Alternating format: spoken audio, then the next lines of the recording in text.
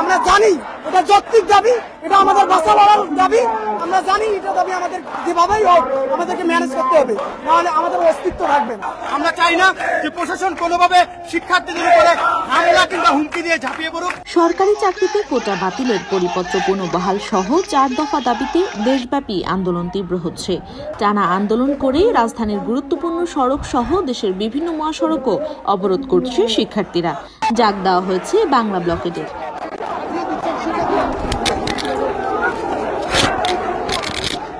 দাবি আদায়ে রবিবার দেশের সকল কলেজ বিশ্ববিদ্যালয়ে ক্লাস পরীক্ষা বর্জন করে ছাত্র ধর্মঘট পালনের কথা জানিয়েছেন শিক্ষার্থীরা।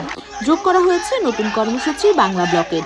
এই কর্মসূচির অংশ হিসেবে দেশের যোগাযোগের সব গুরুত্বপূর্ণ পয়েন্টে শিক্ষার্থীদের অবরোধ করার আহ্বান জানানো হয়েছে। ফলে এবারের কোটা বিরোধী আন্দোলন আরও তীব্র রূপ নিতে যাচ্ছে বলে অনেকেই ধারণা করছেন।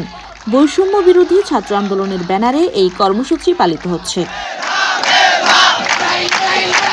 সরকারি চাকরিতে কোটা পদ্ধতি সংস্কারের দাবিতে 2018 সালে দেশজুড়ে ছাত্র আন্দোলন ভিন্ন মাত্রা পায়। সেই সময় কোটা পদ্ধতি বাতিল করতে বাধ্য হয় সরকার।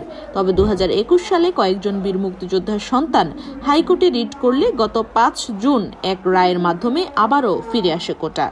এরপর কোটা বাতিলে ফের একাট্টা হয় দেশের বিভিন্ন বিশ্ববিদ্যালয়ের শিক্ষার্থীরা। গত 1 জুলাই আন্দোলনে নামেন তারা। এরই ধারাবাহিকতায় আজ রোববার সারা দেশে বাংলা ব্লকেড কর্মসূচি দিয়েছেন শিক্ষার্থীরা এবার 4 দফা দাবিতে আন্দোলন চালিয়ে যাচ্ছেন। তাদের দাবিগুলো হলো: 1.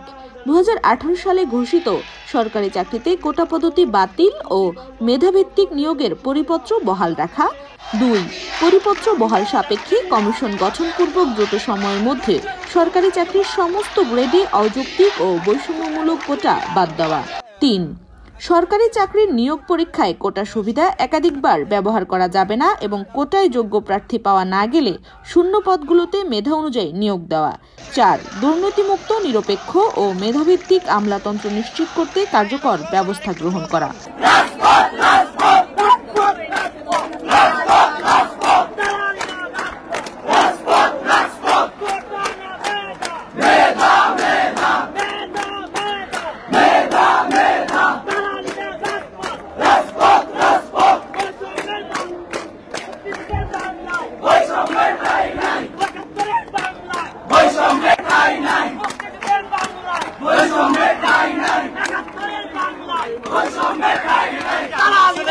মিছিল নিয়ে যখন বড় হয়ে